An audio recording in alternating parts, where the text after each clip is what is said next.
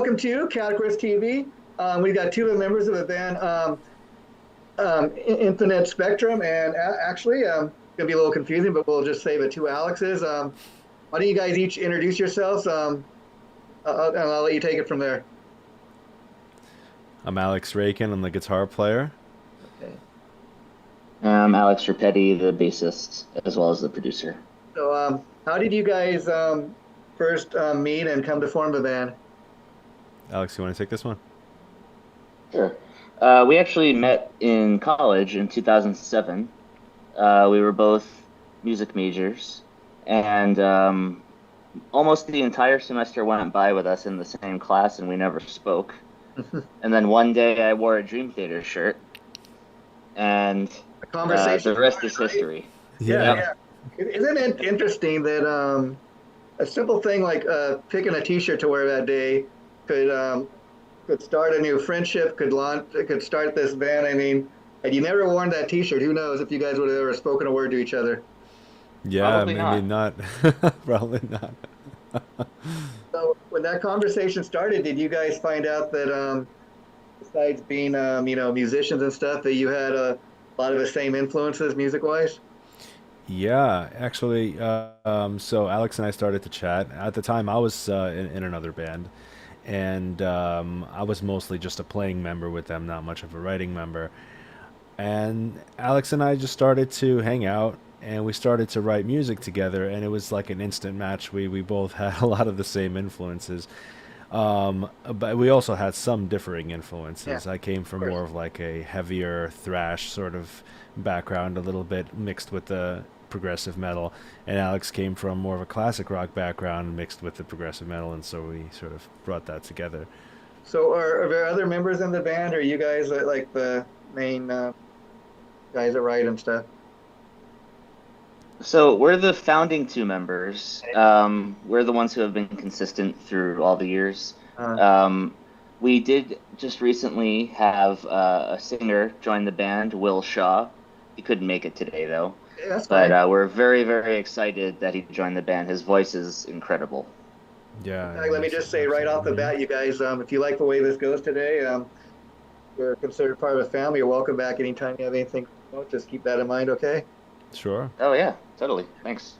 And so let's talk about Alex. How old were you when you first started playing the guitar? Um, I started at like 16. Okay. And would you say Hmm. you're self-taught, or did you take lessons? Yeah, I'm pretty much self-taught. When I started, a friend of mine had already been playing for a couple of years, so I had to play some catch up. Yeah. And so that just got me right into practicing. And the guitar itself sort of introduced me to so much music, because when I started, it was like whatever was out in the early 2000s, late 90s kind of time. How long do you think did it take you to where you got to a point where you felt like, I've kind of mastered this, or I'm good enough maybe to get in a band? I ask because it's interesting. Not everybody takes lessons. A lot of there are a lot of players that are, they can play the guitar and they're technically precise. But I think there's something said for other type of musicians where there are guys like Eddie Van Halen. People will be surprised learn he can't even read a lick of music, but look at the career that guy had. Yeah, yeah.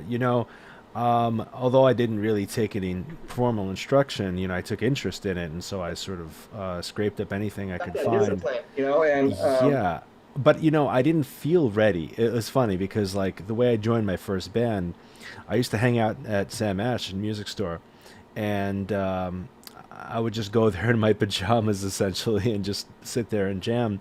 And then one day, I was sitting there playing some Metallica, and across the aisle there was like a bass section and guitar section. It was like separated by amps, so you didn't see.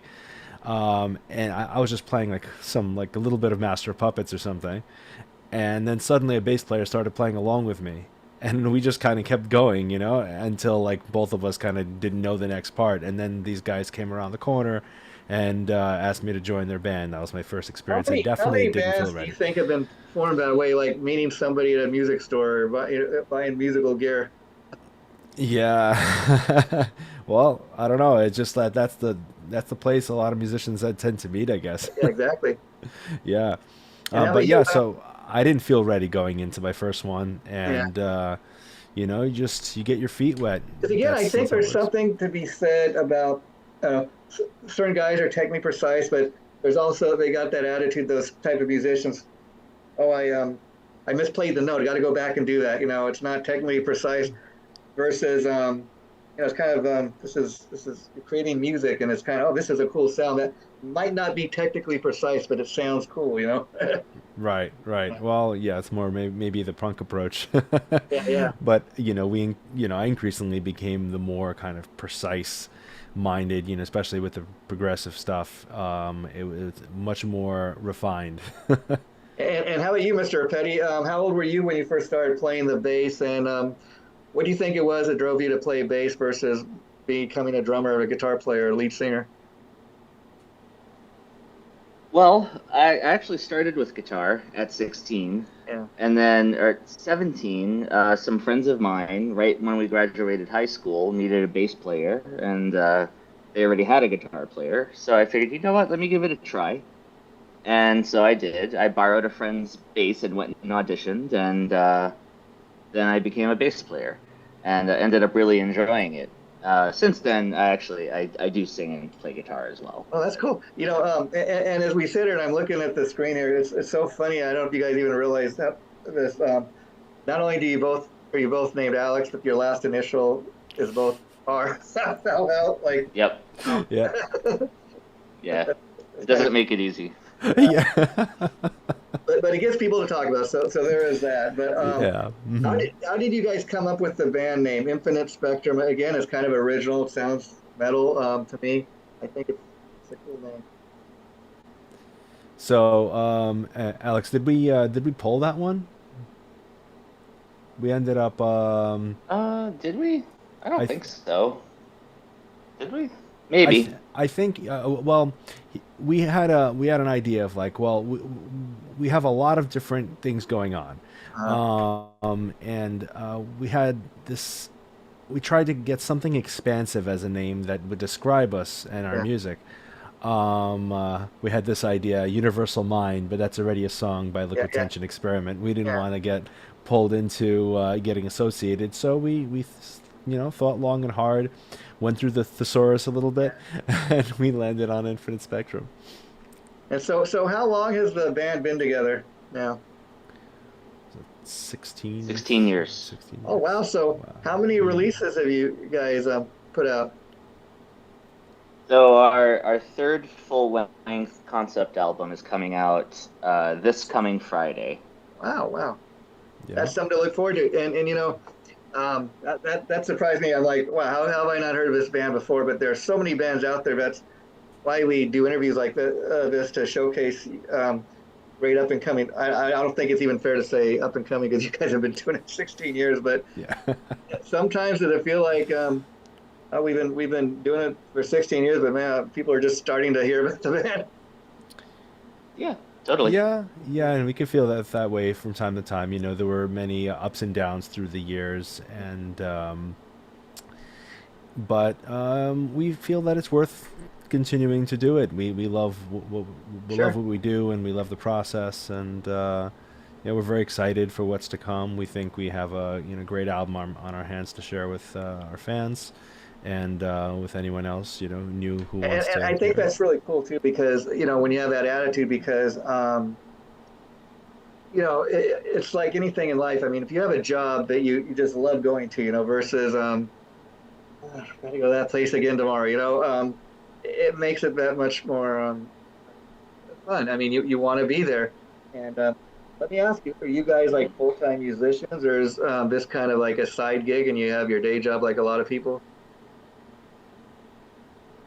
So we're all in different sort of camps. Well, the three of us. Uh, So I'm a full-time guitar instructor, wow. and so I've been doing that for a while. I've taken on a lot of odd jobs. Thankfully at this point I'm just doing mostly music. Make a living. Um, yeah. But Rapetti is doing music with most of his time, and he has a little side gig as well. Just You need to do things. There's nothing wrong Mhm. with that. You know, I Yeah, have all respect for people that, you know, or what you call working musicians, you know, yeah, have that yeah. dream to do what you guys are doing music wise and then Hmm. do whatever you can to make it happen, you know? Yeah, yeah. And Yeah. our singer is he's a tech guy, so um, but doing music, we're all doing music with most of our time. Yeah, and then Alex Rapetti, you mentioned to me you're also into mixing and producing. So besides doing your own music, do you produce other bands or anything like that? Yep. Yeah. That's what I do with most of my time. I do have a part-time day job, but most of my time is either working on original music or mixing other people's music. As far as mixing other people's music, how do you get those gigs? Are they usually through other musicians? You know, do people just reach out to you? They hear about your services? I'd say word of mouth is probably like majority of it, but sometimes, sometimes I'll have someone just randomly find me. Hey, I heard you mixed this. It sounded really cool. This kind of thing. So. Here's a crazy question. Is it any easier mixing other people's music than it is your own? I mean, where like if you're an outside mixer producer, maybe because you're not in the band, you have more of an objective ear than they do. Let's say. It's definitely different. I don't know if I would say easier. Yeah. I don't know if that's a fair statement. Yeah. It's definitely different though, because if you're mixing your own music, at least in my case, I'm not only mixing it, but really I'm writing it, Mhm. then producing it, editing it, and then mixing it. So by the time I get to mixing, I've already heard the song 1,000 times. So you definitely have to try extra hard to be objective. Sure. Whereas, as you mentioned, if you're mixing someone else's song, you probably haven't heard it until you sit down to mix it. So Yeah. you can make much faster, Judgments and stuff. informed decisions. Yeah. Yeah. Um, and so you guys are very involved with the songwriting, obviously. You're talking about. So what's the typical process when you guys get together and write? I mean, are you using the same room together? Does everybody have their own home studio and you kind of record your parts separately, or what's the process there? Well, historically, we used to meet up together all the time and write. There were times where Alex would literally show up at my door, wake me up, and he was with me the entire day, Oh, and yeah. we yeah, and we would write like a lot, and then it sort of eventually moved to virtual, just because it's a lot more Easier. convenient, Yeah. yeah, and easier to kind of work like in that way. And we all have our machines with us, and we pretty efficient at what we do in our own station. Yeah. So yeah, it just sort of drifted into the It's virtual amazing, mode. you know, what Yeah. technology has become. I mean, I've interviewed bands where the guys live in different parts of the world and yet they come together to make a record. And this one particular band, they were telling me they did not meet for the first time until they actually played their first gig together. You know, it's like, wow. Yeah. Yeah. And yet, technology being what it is, you know, oftentimes these records, they sound CDs or whatever you want to call them, they sound like the old school way of doing it. Like everybody was in the room. You never know the difference. Yeah. Yeah. Yeah. Yeah. Yeah. I And, feel like we're gonna see it come to the point where, we play together virtually live, yeah. and so that's yeah, It that's almost came something to that's that, to you know, come. with all the COVID lockdowns. I mean, where Oh yeah. it was scary for a while for a lot of reasons, but I mean, so much to the point. I mean, until then, I could speak for myself. I never personally thought you could have the government telling you that you could not leave your house, that you couldn't even go see a movie down the street. And for a long time, there was that fear if you're a working musician that a big part of how you make your money is playing live. And Hmm. even here in Los Angeles, where I am, they were trying to shut that down for a long time. Like, had the governor here tell him, "Oh, I don't know if we're ever going to allow concerts in the state of California." I'm like, "You got to be kidding me!" But luckily, it didn't quite get that far. Right. Yeah, Yeah, I think a fair amount of musicians who are tech savvy enough that yeah, they capitalized on that and did a lot of live streaming. And it's better to play yeah. through a few, thousand people, with a live stream from home than to have to carry your gear and That's stuff the to play cool through thing a hand. about You what know. went down there. A lot of the bands did find new inventive ways of doing stuff like that. The only problem was the minute that became a popular thing, of course, Facebook wanted to shut it down, like telling people, well, if you want to use Facebook to do your streaming stuff, streaming events, we got to get a piece of it. Oh yeah, Yeah. yeah, yeah. Everyone wants their cut. But and Yeah. that makes sense. But even at something as simple as going to the movie. I mean, there was a club where I live, like 5 minutes away from where I live, and they had like a movie night where you could go inside the club. So they had a big screen out in the parking lot. They had all these people come. They played like Fast Times at Ridgemont High, and it was a different way to experience the movie. But again, I thought it was cool because okay, that was um, that was their way of trying to find a way to keep their business open. Yeah. Yeah, and you got to respect that. Now, one thing I will say is until your publicist, Valorda PR, reached out to me, and I got to thank him for setting this up. He's given me a lot of great interviews over the years. I'd never heard of your band, and I've heard just the one song, which is for you have a video and single for a song, "Unfamiliar Place." And the Hmm. best thing I can tell you guys, having never heard your band before that, heard just the one track, watched the video, and it left me wanting to hear more. So I can't wait till the album drops this Friday to hear the rest of the album. Yeah. Oh, Well, thank you. yeah. So Thanks, the man. rest of the album, let me ask you, does it sound kind of like that, or does every track kind of sound a little kind of stand out on its own? Well, it's a very diverse album. There are moments that sound like that. We've used similar themes to tie things together, but then there are ballads. There are just things get crazier and things get Which I dig quieter. because a lot of great bands I grew up on, that's the thing they're known for, like having more than one style of music. I mean, one of my all-time favorite bands, Kiss, they have everything from Beth to Rock and Roll Night. So um, I always dug bands like that. And the video, let me ask you, because that looked, I don't know if it was, but it looked very computer generated. Talk a little bit about the video and came up with that. Alex, you want to talk about that? Yeah, sure. So we actually hired someone on Fiverr, not to make the video exactly, but to generate a lot of those Buzz. sequences. Yeah.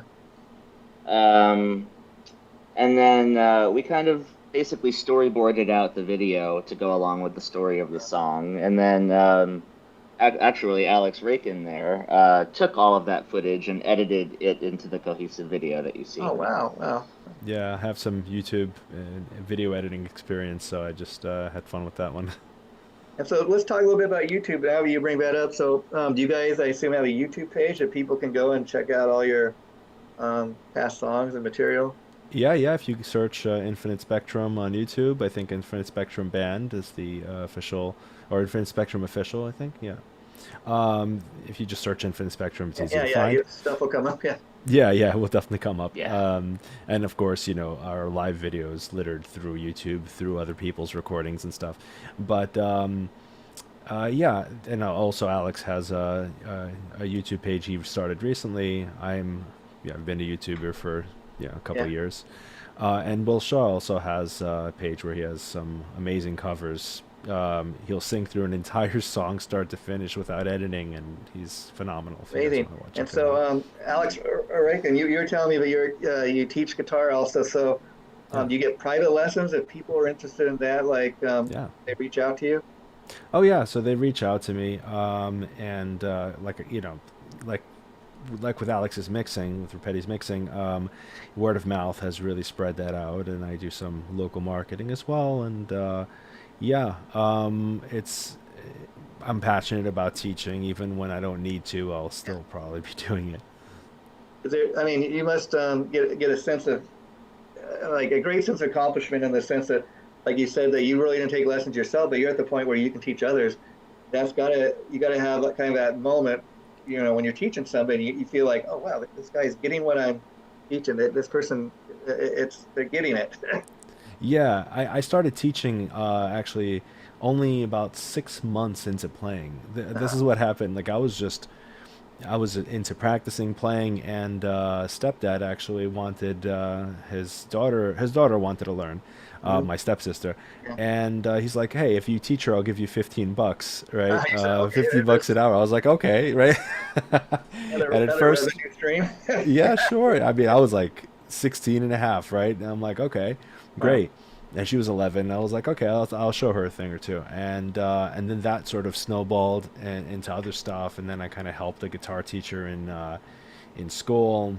Um, yeah, and then from there, it just kind of kept going and going, and it was just what I did on the side, and Yeah, eventually that's just kind of ballooned into a full time thing. yeah, that's fun, and I can't wait to hear about other songs. I'm going to go on your YouTube page later and just see some of what you guys have done before because again, I can't say this honestly because I've only heard the one song, but um, like even listening to the one song, I can say it did not sound like every other band I've heard before. Just based on the one song, even it's like they kind of got their own sound. They're not sounding like anybody I've heard before. Is that something you set out to do? Alex, you want to take this one? Yeah, I would say originally, no. Yeah. Originally, we started off as Dream Theater fanboys, and Okay. I think if you listen to our first album, that's apparent. Yeah. But through the years, we set out to not sound like Dream Theater, to insert our own sound and incorporate all different styles and genres, and And yeah, it's again, I great to just hear going that you think that. on the one song, but I think probably the reason you guys are able to do that is like you were saying at the top interview today, your influences are so vast and different. So when you two guys come together and you're writing stuff, those each of your influences got to come into the music. Oh yeah, that's for sure. Definitely. And so, what are you guys' plans as far as have you been playing live lately, or are you going to wait till the album comes out and maybe do some shows? Well, we haven't played recently because we've had some personnel changes and stuff. We had a full band in 2017, and Everything we had happened. Yeah. yeah, life. So um, we went on a Northeast tour with Fate's Warning. Oh, that must have been Um, fun. Yeah. yeah, that was a lot of fun. That Mhm. was our last big set of shows. We had one show after that. And after that, we were sort of doing things online. When we were kind of getting ready to maybe go and play, COVID came into Yeah. play, and we just kind of went online with it. We did a few covers with our previous lineup, and we covered a Beatles song and a Queen song. Oh, wow. Yeah, it was a lot of fun. But yeah, then since then we've been focusing on the originals, and hopefully we'll get to play this live Do soon. you have the itch to get back out there? Like, there's that desire, or do you think it's also you wanting to get with your new bandmates and making sure they've got everything down? Well, I'm sure our we'll manage to get the other guys together, and we'll make that work. But yeah, no, we look forward to playing soon. And how protective, being that you guys are the two original guys left that formed the band, the two founding members, how protective are you of the Infinite Spectrum kind of sound? But what fans expect, like, um, is everybody allowed to contribute to the songwriting? If somebody has a suggestion, you're like, okay, well, that's not what we're known for. We don't want to go outside the box. What's the feeling there? We want to go outside the box, so that's not a problem. Oh, that's cool. Yeah, Yeah, yeah, Everyone no. Hmm. contributes. yeah, Yeah, yeah. We make it known to new members that like, hey, you're a member, and your voice matters here, and it's very interesting. We like taking in the new influence and seeing where that takes us. So, where is home base for you guys? You out of Los Angeles or where? We're New York City, New York. New Wow, York, wow. and our singers in Philly. Let me ask you, have you guys been suffering all the smoke stuff they've been seeing on the news the last couple of days? It's crazy. The Yes. sky was like yellow and Wow. brown, and like, it was just wild the last few days. It's finally cleared up. Yeah, literally, I'm coughing from like the small amount that I've been outside. And, And I wear a mask. Like it's wow. pretty wild. Yeah, And how much do you guys enjoy interacting with fans either online or like after a show or something? that's a lot of fun. It's the best part. Yeah, it's the best part. Yeah, I like especially at these like little festivals and stuff like that. It's plenty of fun. I remember a lot of fun at Proctoberfest and things like that. Yeah, it's yeah, like Alex said, it's It's the got to best be part. the ultimate kind of feeling, like especially you guys are the founding members, you guys are the two main songwriters. If somebody comes up to you at a gig after you come off stage and tells you, "Oh, I really love the show you guys just put on," or "I love this song you guys did. It really means this much to me." And again, because you're the creator, guys that wrote the song, it's got to be, "Oh, wow, that means something." Definitely. Yeah, it's very fulfilling, meaningful. And Very rewarding. And being songwriters, let's talk about interpretation. I mean, you guys know what you write these songs about, but I imagine different people have come up to you over the years, just based on their own life experience, instead of song meant something to them, maybe again because of their own life experience, and you're like, wow, that's not what the song was written about, but the fact that it means that to you, wow. Yeah, it's very interesting how people can interpret the same thing in Yours. many different ways. It's Yeah. like a work of art. You walk up to it, and every person who comes to it sees something different. I mean, yeah, especially like painting, but music is really too. It's really hard, and like you said, and it's to me, I think music has always been really great at bringing people together. Yeah. You don't really hear too much about music, bringing people against one another. It has a way of even in the worst of times, bringing people together. Yeah, that's the best part. Yeah. That's And the so, best part. what's next for you guys? I mean, maybe those live shows when the time comes. Yeah, well, like we said, next Friday, we have our new album Cage coming out. Very excited, long time coming. Um, and so we're gonna continue to promote the album a bit, and And then, then as far as the album, how Mhm. can people get it? Like, can they get physical copies, just digital, or what? As of now, it's digital only. We will be doing a physical release probably later in the year. What's Mhm. so they can go on any digital site pretty much, or is it best to go on your site and get it through a band, or what? The best way to get the album, if you want to stream it, you can stream it from anywhere: YouTube, Spotify, Apple, etc. If you want to buy it, you can buy it from our website or our Bandcamp. If you guys are on Amazon, it's going to be sold there. Do you know? Yeah, Oh, that's It'll be on Amazon Music. Yeah. yeah. oh, and thumbs up on that. But let's talk about the album cover, because I looked at the album cover and it took me back to when I was growing up. You used to be able to go to a music store and buy the music. Yeah. These days you have to go online and even to get a physical copy. But people are missing out, because I tell you, I was impressed with your guys' album cover. It looked like, man, wow, you could look at that all day. Like, what is that? What story are they trying to tell? Mhm. So the story has this overarching theme, right? We don't want to give it No. up too much here, but like it's what you're looking at is a character in the story approaching a place Okay. that's in the story. A bit vague, but it'll all come together. And Cage, that's a unique name. Talk a little bit about the album title. Alex, you wanna? It has a few meanings. Mhm. So, Cage is actually that building that the man is approaching.